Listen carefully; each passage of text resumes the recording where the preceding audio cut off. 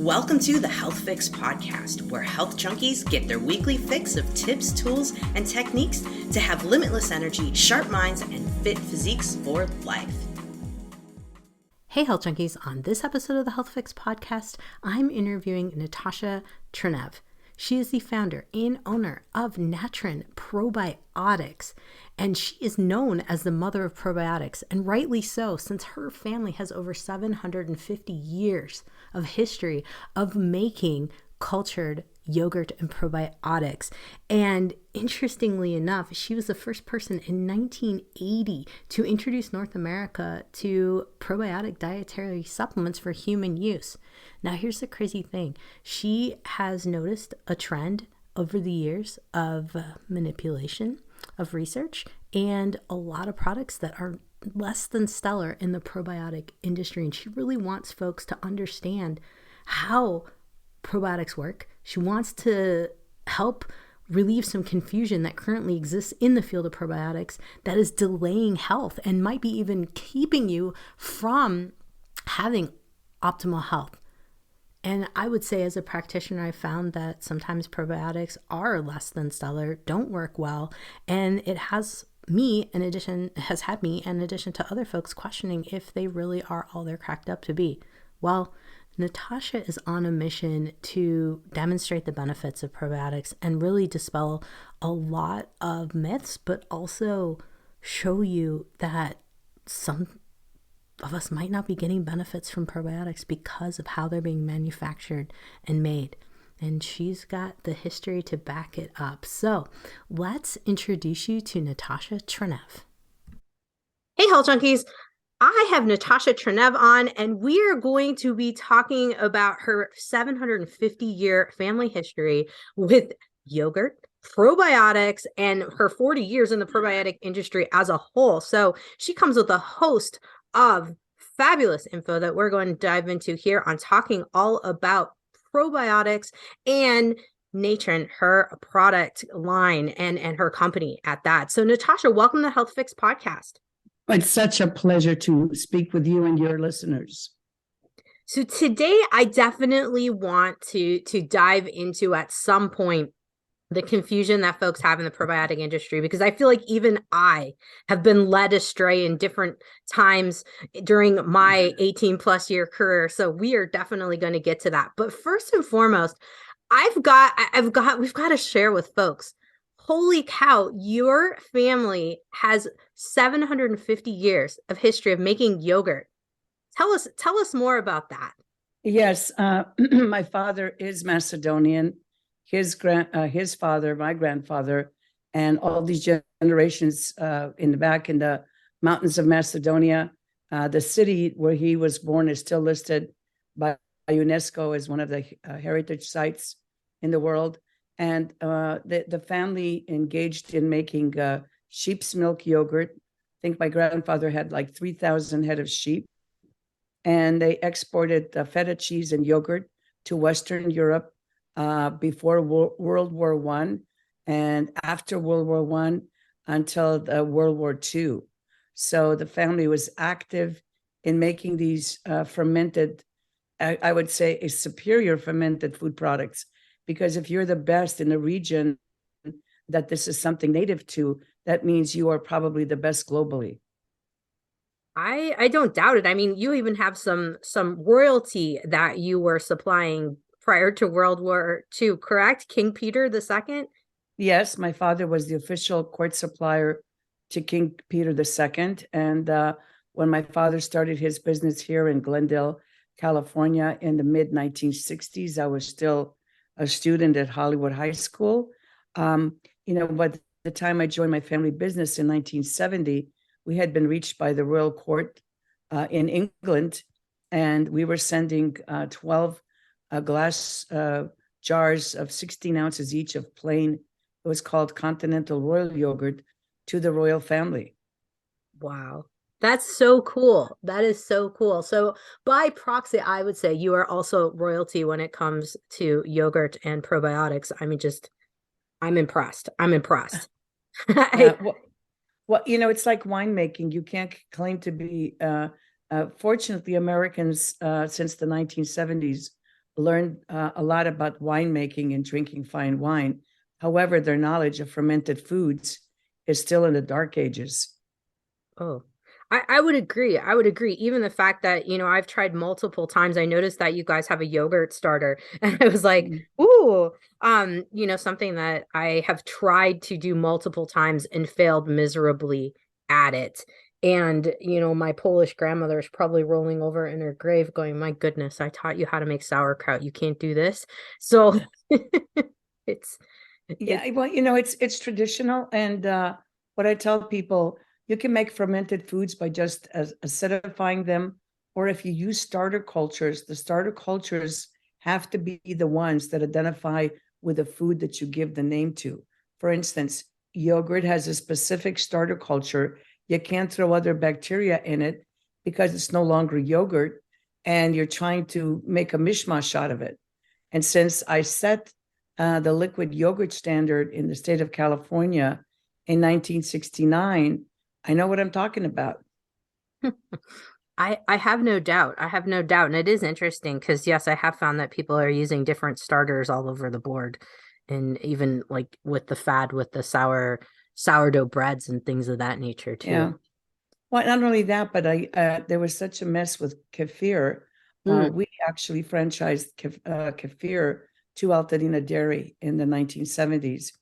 And then the state of New York actually paid for me to fly out in the late 1970s to be a witness when they were trying to set a standard for kefir in New York State, because they had all these Jewish Russian immigrants that came to Brighton Beach, and they said, what is this stuff? It's not kefir. Somebody just slapped a label on some fermented product, but it sure as heck is not kefir. So again, it's observing those standards, and it starts with the fermented foods all the way to probiotics, because really probiotics and fermented foods is rocket science. It's as complex as making wine, much more complex. And the fact is that there's so much misinformation.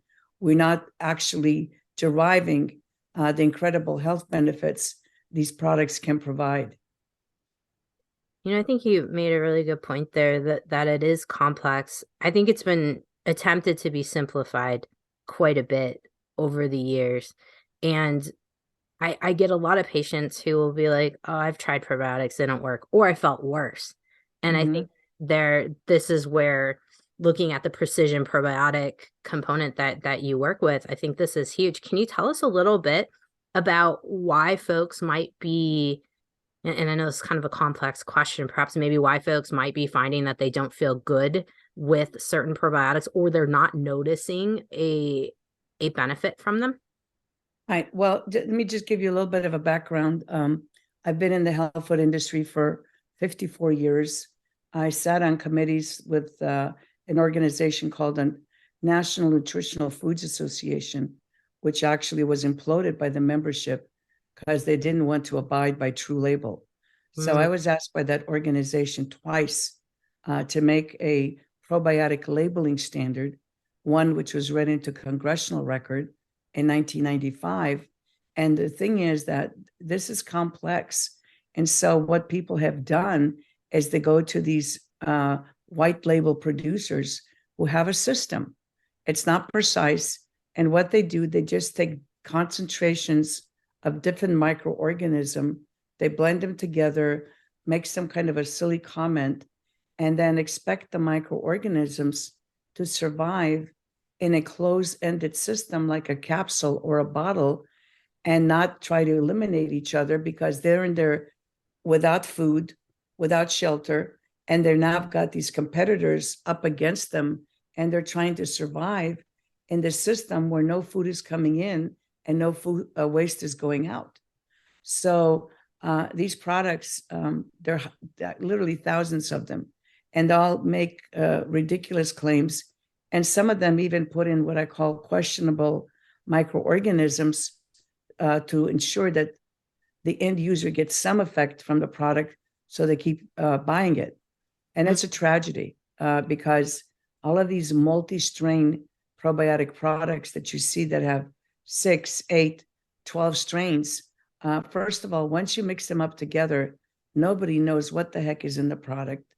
And when I sat on the standards committees, we found out that not only some of them didn't contain the organisms listed, but they contained other things that were not listed.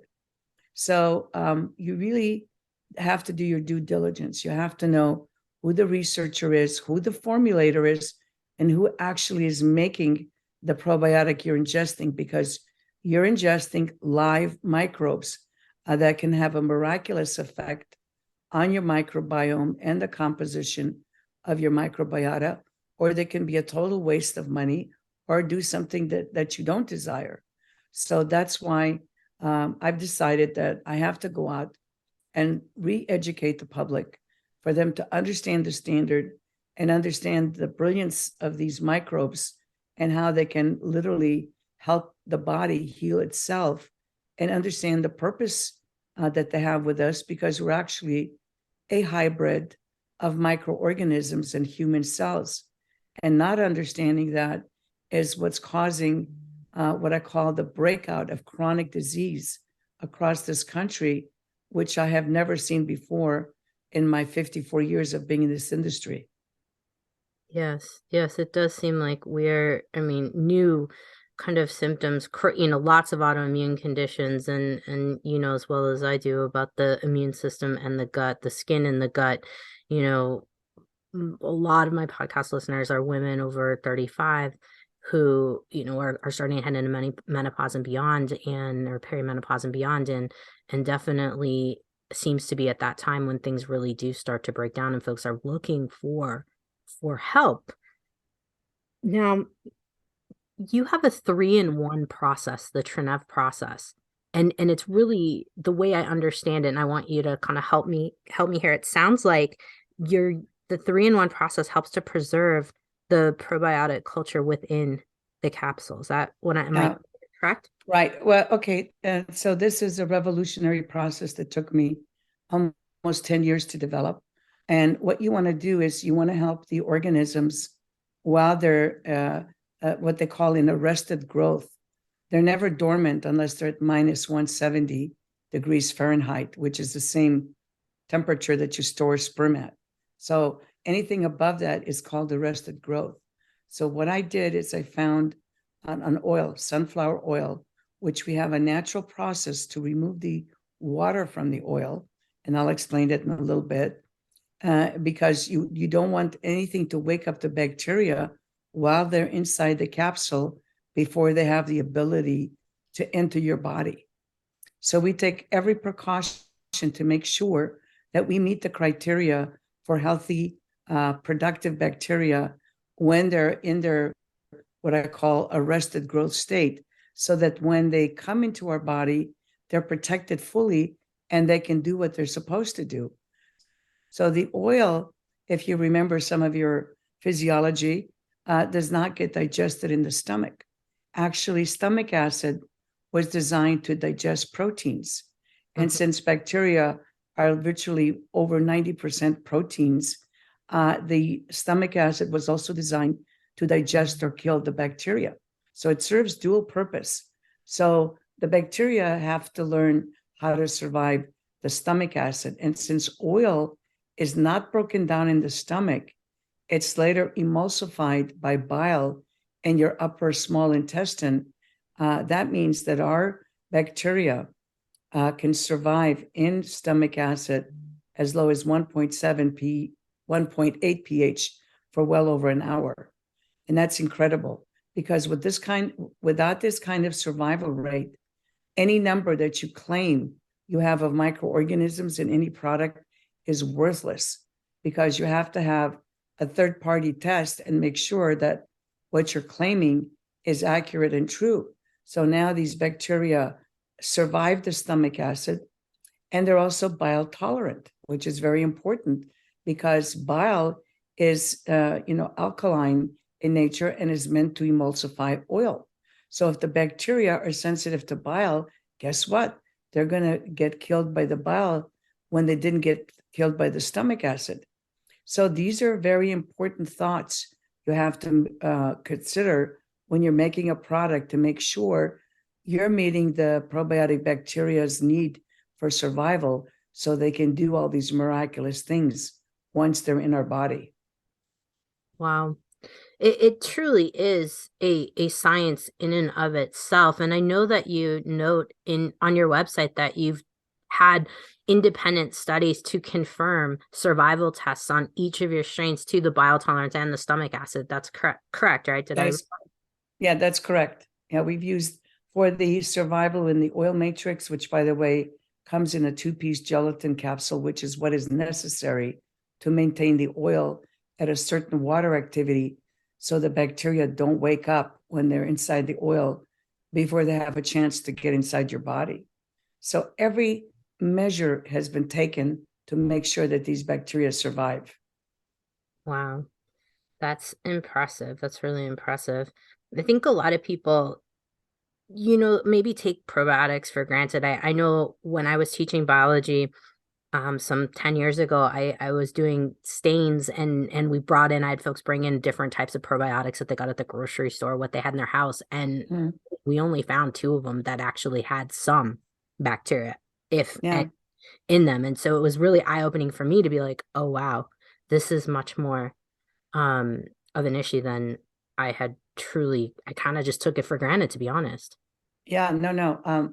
That's what I'm telling you, that this is rocket science and it's very important for human health. And let me explain, especially for your female listeners. I had the pleasure for 20 years to work with the head of obstetrics and gynecology at Cedars-Sinai Hospital, a man who was over 140 other physicians. And we've discussed, people think that female health is separate, that digestive health is separate, that mental health is separate. It's not true.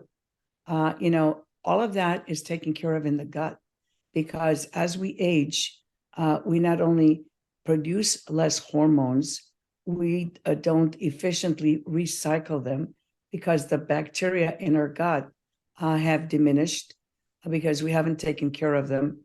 And so therefore, not only are you producing less hormones, you're not recycling enough. And many of the other neurotransmitters that make you feel good are also produced in lower amounts because of that dysbiosis, or not a healthy composition of your microbiota. And I can state unequivocally that some of the last information I've seen is that only 17% of the people in North America actually have normal digestion. And people say, well, what has digestion got to do with female health? Digestion has everything to do, not only with female health, with brain health, with heart health, with immune health, with skin health. It's all affected from what's going on in your gut. Yes. I wholeheartedly agree. And part of, as a doc, part of it is helping folks to understand really, what is this microbiome? What does it even mean? Would you mind sharing with us, from your extensive knowledge, what microbiome health truly means on a micro level? Okay, well, first of all, I was lucky enough to work with the Microbiome Trust in 2013.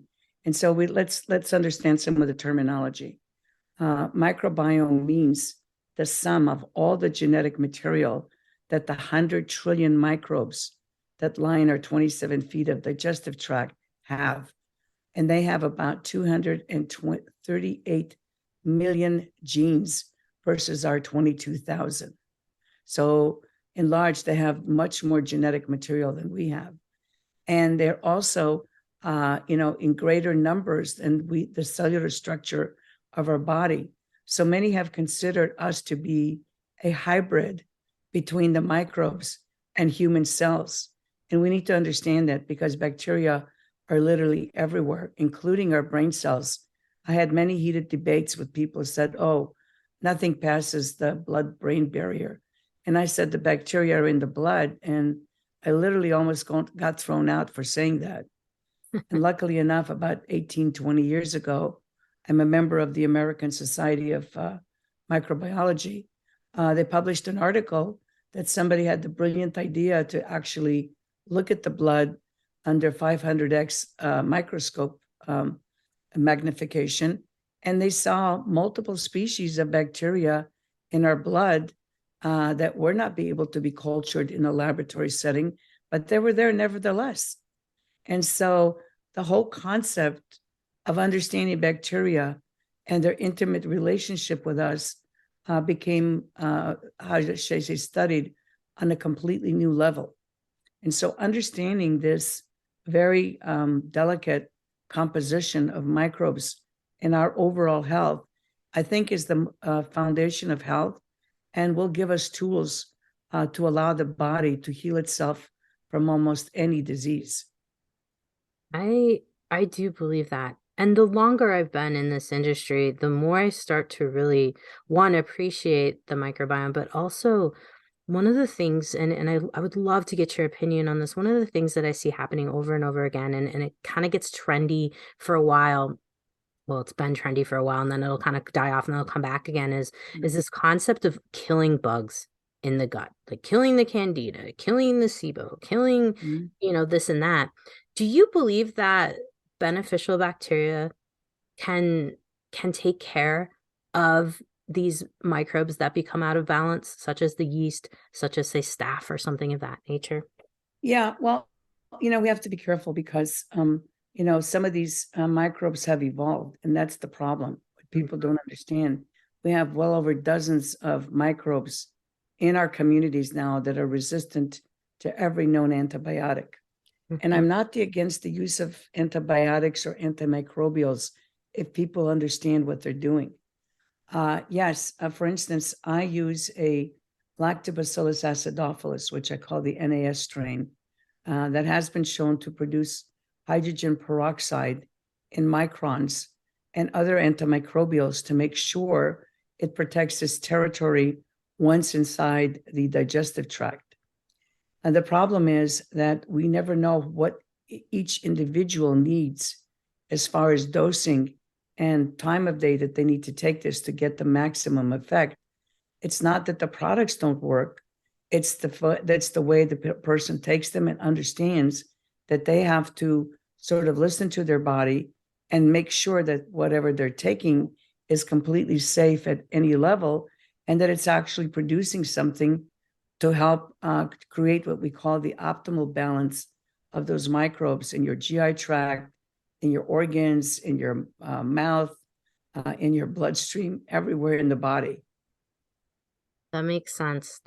Which brings us to the precision probiotic application. And it looks from your website, which is something that kind of I've really been a proponent of, is kind of a system for getting the probiotics into the body, getting them to be viable, kind of setting up a healthy foundation. And so you guys have a 3-step healthy start system.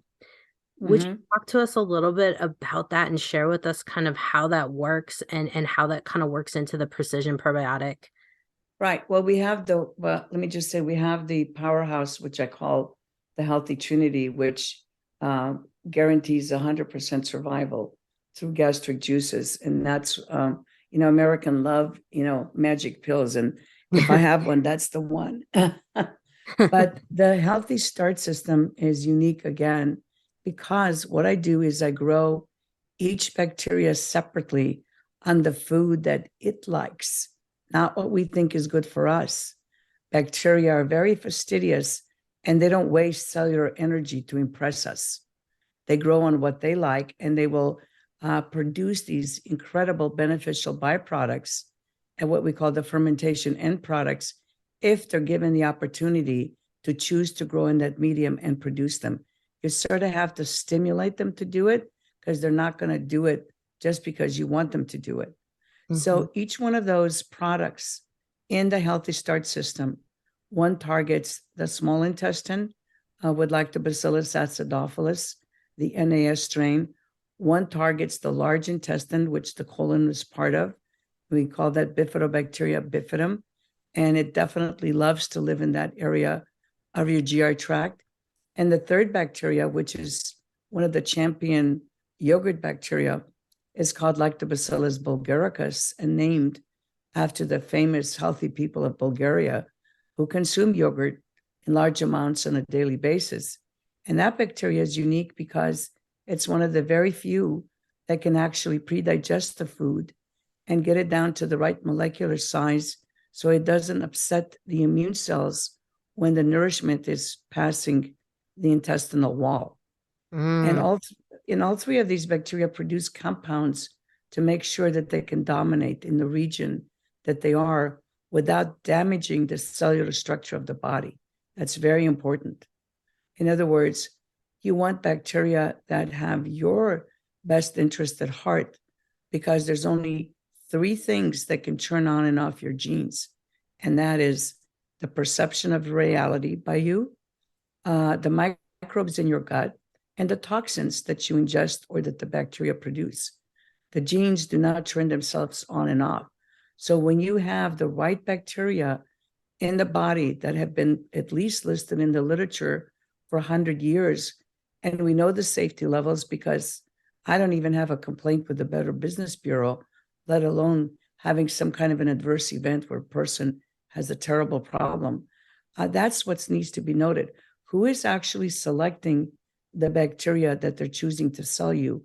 What do they know about them? How do they grow them? How do they stabilize them? How do they ship them? And how are they made to survive your stomach acid and your bile in order to ultimately benefit you? All very huge points, because yes, I think a lot of products, I mean, I read labels with that patients bring in, their bags of supplements often, and I'll see, random probiotics thrown into vitamins, just multivitamins, and random probiotics thrown into greens powders. And I think to myself, how does this work? It doesn't. How can you? It doesn't. Yeah. It doesn't work. And having sat for 10 years with the NNFA, that's the National Nutritional Foods Association, on something called the Standards Committees, and we try to incentivize manufacturers to be in the True Label program, time and again, we would test all the products off the shelves across the country in health food stores, and we would find consistently the labels were 80% off. In other words, the products did not contain the ingredients listed on the label.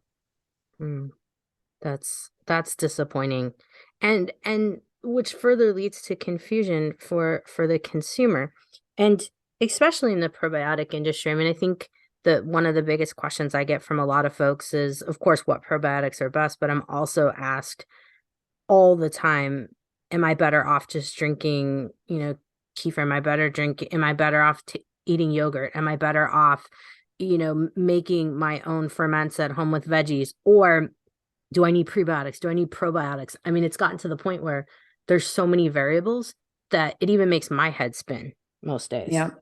Well, if I may, I will simplify it for you. Please. The fermented foods are functional foods.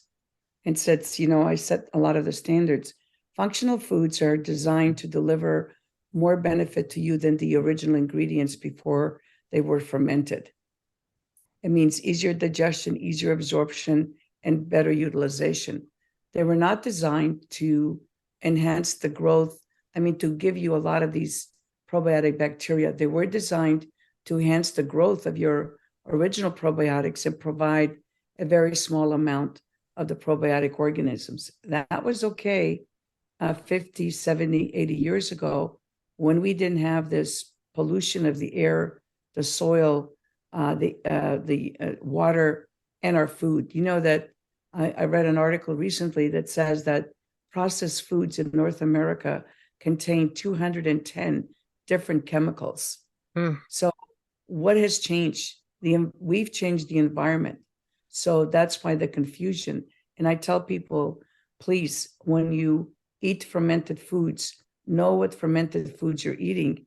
And I also have nightmares about people who don't have a cultural background on sanitary conditions in their kitchen, and they try to ferment their own foods, whatever it is, without understanding what to look for and how not to contaminate the fermented food, so that you're now ingesting not so healthy bacteria when you assume you're ingesting healthy bacteria.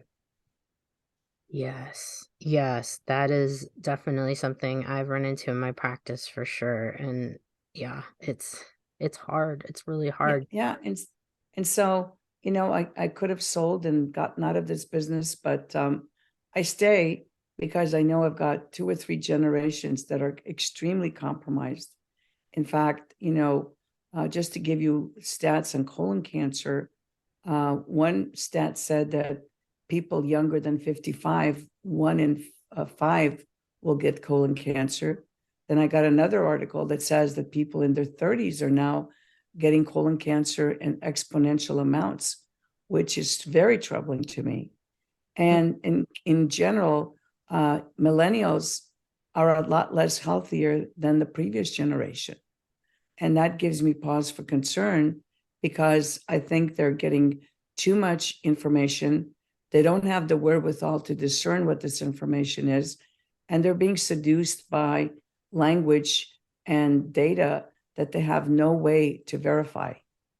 Right. That's why I do this podcast.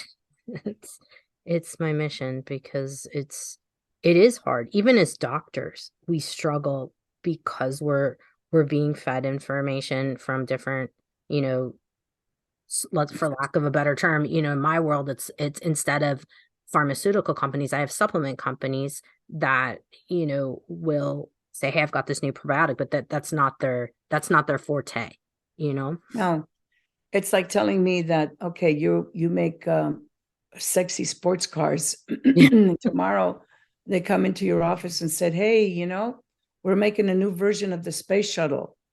And you're saying, excuse me? It's exactly what they're doing because, bacteria are a lot smarter than we are.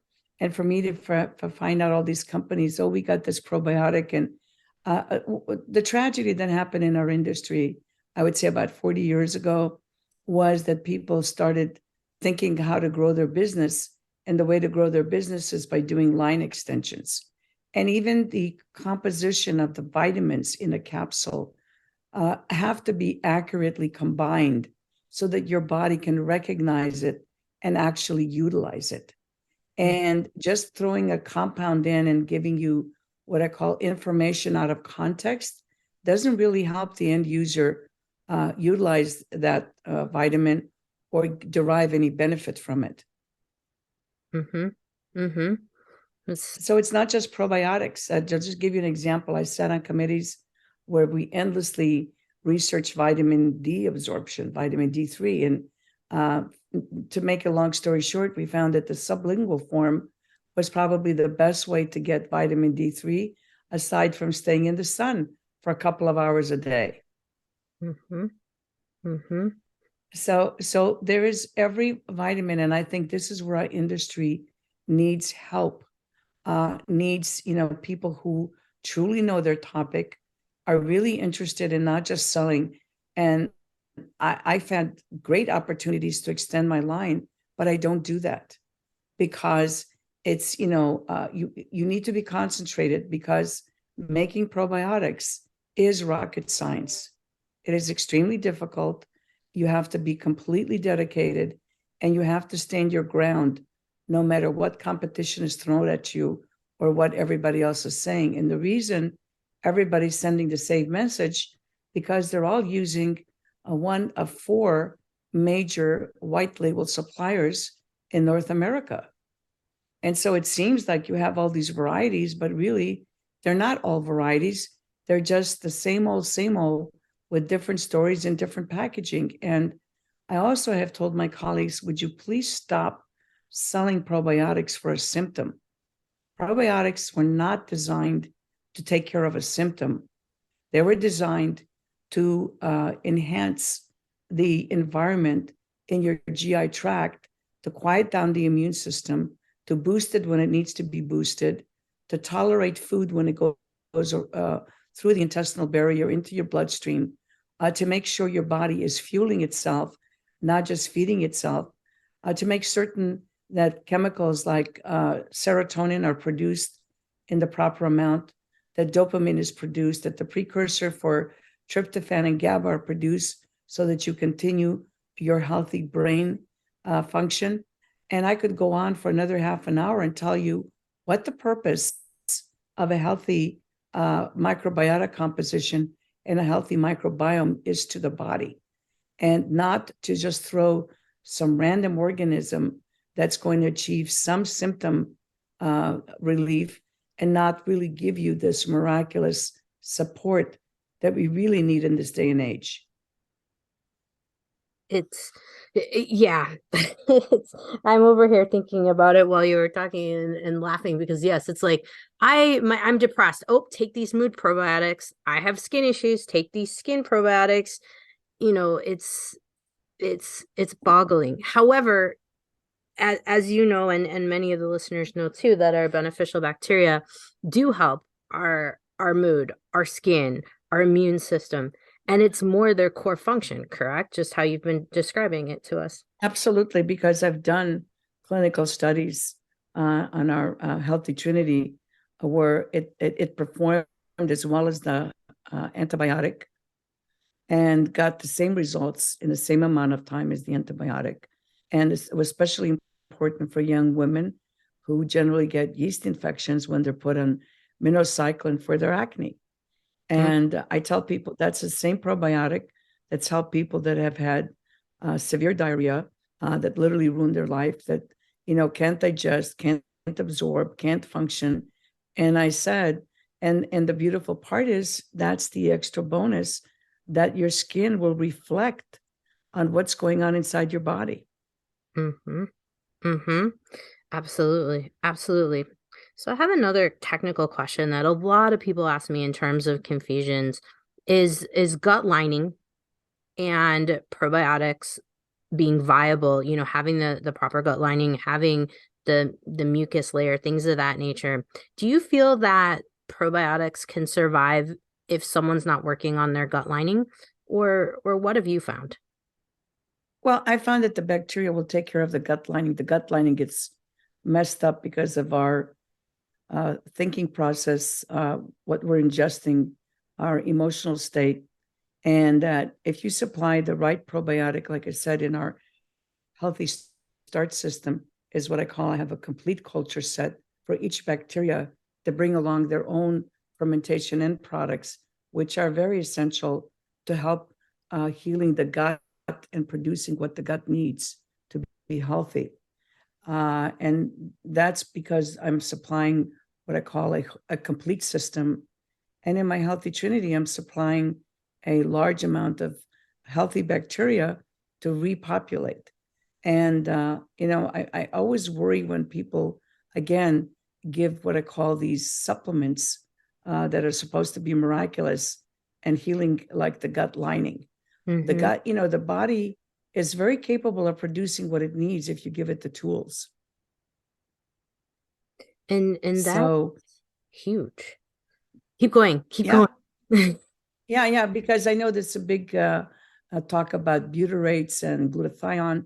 Yes, glutathione is good, but it depends who's making it, how it's produced, how you ingest it, whether or not your body can utilize it.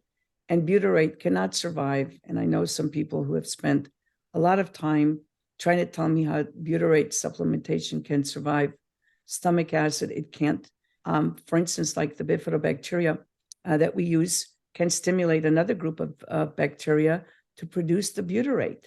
See, there is cross communication. I mean, if you've ever watched Star Wars, what's going on in your gut is much more interesting in, photon light emission is how the bacteria communicate with each other. And there is a lot of conversation going on as to what needs to happen and how to protect your territory. And they have a vested interest in the true probiotics have a vested interest in protecting your gut, because that's the home that they want to thrive in. Mm-hmm. It's all based on material wants. They feel that you are one of the best environments where their kind can thrive. So they're going to work to protect you because it's good for them. Makes sense. I mean, I think we forget about the whole concept of this more or less symbiotic or I don't know the best word because I know there's lots of different ones that I can't even remember from Yeah. my years of microbiology, but symbiotic or a partnership, if you will, between us and the bacteria, because I think we've come into this state of there's beneficials and then there's non-beneficials, and I feel like we're, like you were saying, it's kind of like this protect their environment, but we think about how we have to add so many herbs, so many things to kill to try to balance, when really, if the bacteria are healthy and we have good strains of bacteria, we don't need to do all the other fancy things. Yep. Yeah, we can, it's very capable of dominating the territory. It depends. And like I said, we all need different layering system of these bacteria to ingest to find the proper amounts. And that's why I've created this system so we can customize it, because your bacterial composition is unique to each individual, like your fingerprint. So it's not one size fits all. And I only use bacteria that have evolved with us and have never caused any problems under any conditions. And I'm very much opposed to the use of these soil organisms, because soil organisms are things we used to wash off of our vegetables before we eat them. They're meant to do their job in the soil. And because there's something we call pleomorphic, meaning they're shape shifters, they can change into another shape. And if necessary, they can produce toxins to dominate their territory. And it's not something you want going on in your gut. And I fought the use of these soil organisms. I was successful in getting one resolution out from the NNFA warning people about using a certain soil organism. And the company ended up suing me and 4 other members on the standards committee. We prevailed. But this is how people fight when they don't have the science. They try to sue you to slow you down so that they don't lose their market share. Wow. Wow. Wow. The Yeah. shapeshifter concept to me is interesting. It's something that, being in the game a long time with trying to help folks' digestive systems, including my own, that I've struggled with for years. It's been something that I've been down the different routes of trying different things, tried the soil-based. And I also think that, because of the soil-based, the mold component that folks, struggle with as a whole, it seems like I found the symptoms to be very similar in that case. Now, I do have a question about spore-based probiotics, like Bacillus brand, or not brand, but Bacillus species in particular. What's your take on those? Well, yeah, those are the soil organisms. And when I say pleomorphic shapeshifters, they are the shapeshifters. In other words, they form a spore to protect themselves from the environment. Okay. And that means it's sort of in a semi-dormant state, and they're not active. And luckily, a lot of these spore organisms that you ingest never sporulate or change shapes inside your gut, but just come out with your feces, because 40% of your dry weight feces is bacteria, viruses, and other microbes. So you have a very dynamic ecosystem that's growing, changing, and expelling. Now, when they sporulate and become a classical bacteria cell, they want to dominate their territory. That's their objective.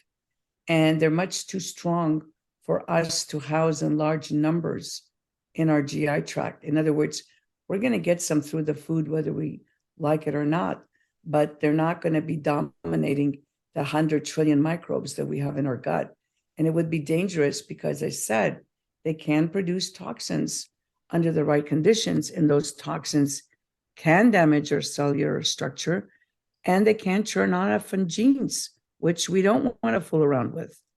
And so here I'm calling myself out in the scheme of things, because of trying to understand soil-based versus just spore-based, because and here's marketing, guys. It even falls into me getting confused, because I use and probably won't be now, because of what you're describing. And this is where the education even of doctors needs to be updated, because we've been taught with the spore-based probiotics, and this is kind of ringing true in terms of what you're saying here, is that they go in and they can weed out other things. But the problem is if they weed out, what else are they doing? Yeah, that's exactly. And remember, all soil bacteria are spore formers. Sometimes they use the word spore to confuse people because people don't know that all bacillus strains and species are spore formers. And by the way, in the Bacillus genus, the nastiest cousin is anthrax. Bacillus anthracus. Yes, ma'am. So you do not want to play around with species from that genus, the Bacillus genus. Wow. Because we just don't know enough. And yes, it's used in some cultures, but they understand how to control it, use it culturally. We do not. And somebody buying something from India or South Korea or Asia is very dangerous because the FDA is not watching that, not checking that, and they get presented some data. They look at that data and they pass along in that data. It's the same thing that happened with the chemical glyphosate. Now, glyphosate is the active chemical in Roundup, the weed killer. Okay. Now, it was first patented as a very potent antibiotic in the early 2000s. I think it's around 2003 or 2004. I could be off a year or two. And nobody knew that.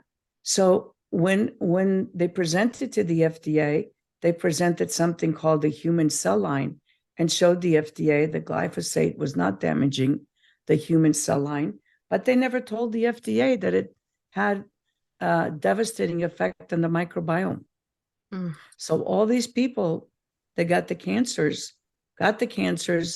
because the glyphosate is and still is a potent antibiotic that completely destroys the optimal balance of your microbiome.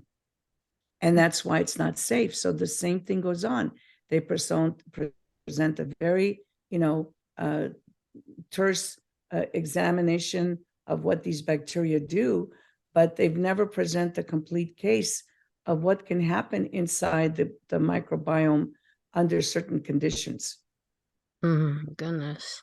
Oh my goodness. Yeah, I think a lot of people probably didn't know that glyphosate has that action. I mean, we kind of know it's a toxic pesticide, but I don't think folks knew what it does to the microbiome. My goodness. Yeah, well, because unfortunately that information is kept from us for a reason. And we've been sort of taught to be very peripheral, to take complex topics. It's just like the only analogy I can make is somebody using an iPhone 14, but they've only ever had an iPhone 10.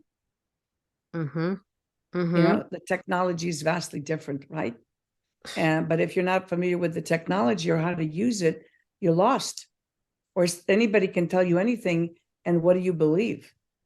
No,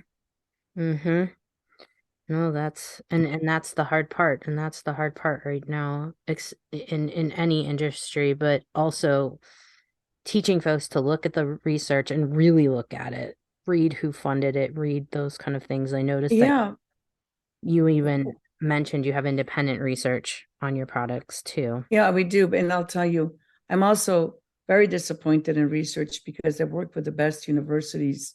I've worked with the head of gastroenterology at Yale. I've worked with celiac professor at Harvard. I've worked with Stanford. I've worked with Northwestern. I've worked with great universities.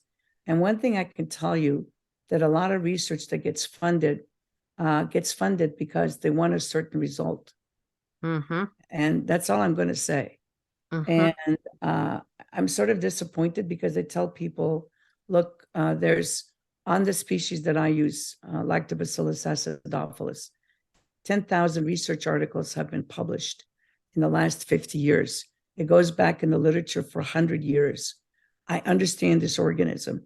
I understand the strain variables and how to induce each strain to produce what we need. That's the understanding you need. not, something that somebody tests in a laboratory system where they are assured they're going to get certain results if they do certain things the certain way. Mm-hmm. And this is where I'm saying that I'm completely shocked, because I've been doing this, like I said, for half a century. And I was so naive is the word. And so, and I never want to become jaded, but I was so naive. I believed everything that people told me until I found out what the business aspect of that was. And then who do you believe?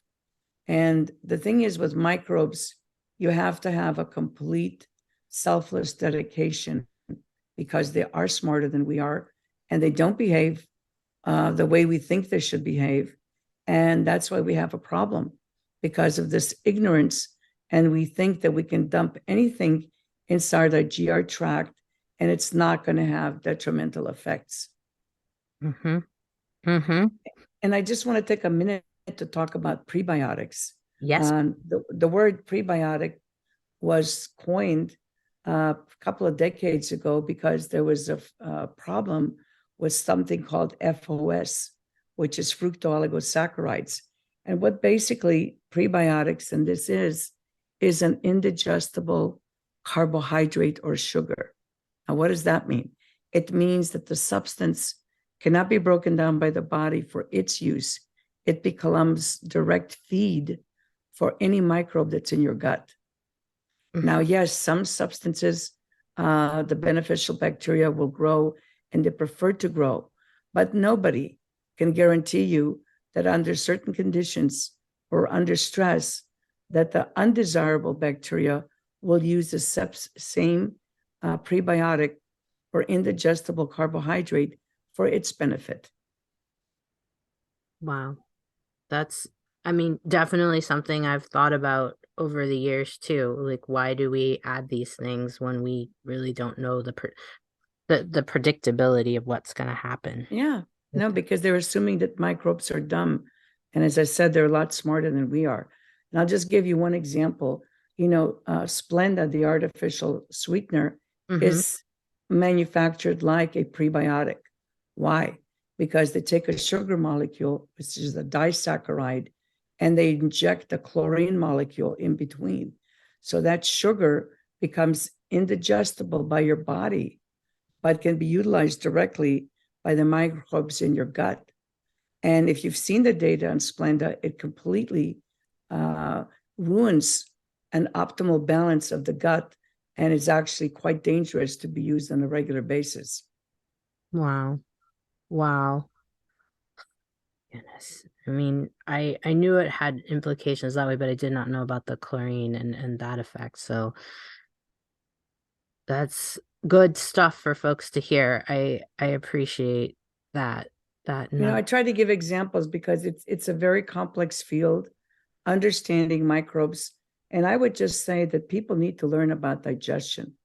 It's like we make jokes about gas or bloating. It's not a joke. It's an indication that your fuel pump is not going to be feeding your body. It's going to produce problems. And since our body is replaced every year, your 50 trillion cells get replaced. It's a new you. So your body is losing 10 million cells a minute. Those 10 million cells have to be replaced. And if your body's producing cheap proteins to make those new cells, you will get disease. It's as simple as that. Wow. And that's what I tell people: learn your body's operating system just as well as your iPhone or your desktop, and even better, because that's how you're going to stay healthy and happy and die in your sleep and not be hooked up to monitors and needles, suffering. That, amen to that. That is how I want things to go, especially for everyone, including myself. Natasha, holy cow, so much good information. I want folks to be able to get to your website and also understand where to start, because I think for a lot of people, they're going to go, okay, I want to work with Natron and now Natron. Why can't I say your product right? What's wrong with me? It's okay. I'm gonna let you say it. No, it's okay. It's Natron. And look, I'm still working, and I still have three lovely ladies working for me. They're not just a telemarketing group. One has been with me for 23 years. Another one has been with me for 15, and they're all there for more than a decade because they say nothing gets them up in the morning because they love to deal with the people. And they're not going to hound you. Nothing bad is going to happen to you. You can call them up and ask questions because it is somewhat complex, and they will help you choose the right thing for you to start on, and make sure that that microbiome is taken care of. So I'm going to give you the number. It's 866 the number 4 and the name Natron, which spells Natren. And then you can also go to natron.com, and we have a live chat session. And truly, my desire is not just to make sales, because I could have been retired 10 years ago. I'm 75 and I still put in 8 to 10 hours a day. I'm still healthy. I have minor issues. And so what I'm telling people is that when you do something you love, it's never work. It's a mission. It's a passion. And my mission is to make sure that our succeeding generations understand their gut, understand digestion, and we start moving this country to a healthier state and stop the proliferation of all these products that are basically useless and that people buy and then turn off to the whole concept because they never got results. Mm-hmm. I wholeheartedly agree. And it's one of those things that I love that you are still in the game. I love that you haven't sold out your company. That to me is huge, because I think that's where a lot of the companies lose their mission. And my gosh, you've got 750 years of history. I don't think anyone can top that in terms of looking at probiotics, yogurt, etc., all of the cultures. You have the most information that anyone out there, and it speaks for itself because of longevity. Yeah, and because of my passion, I'm one of the old-fashioned health food aficionados that never went into the business just to make money. I went in to first help people with my knowledge, and money becomes a spiritual reward when you do the right thing. It's not about making more money than someone else. It's about providing a product or a service that blesses people, and that reward comes back in the form of money. And that's, I think, necessary for our whole society to heal. Mm-hmm. Absolutely. Absolutely. My goodness, Natasha, thank you so much for providing us so much information. I've learned a ton. I'm definitely all in on switching over my recommendations to your products and really teaching folks, keeping the education going about probiotics and what they can do for you, and understanding the benefits of them when they are processed in a proper manner that's going to be viable for them. And not only that we're using safe organisms that evolved with us, that are part of us, that we don't use designer organisms that are not really part of our microbiome. They may be there in small numbers, but they're really not supposed to be part of our microbiome. That's huge. I know we're going to sign off, but I have one question for you, though, before we start. Microbiome testing. Is it even worth it to know what bugs you have and what you... Well, that's a whole topic. We could spend another hour, but I would say 99% of the fecal sampling is bogus. And that's because I've worked with a fellow colleague who's a brilliant genius in the field of molecular identification. He's worked for the British version of the CDC. And he and I have had numerous conversations.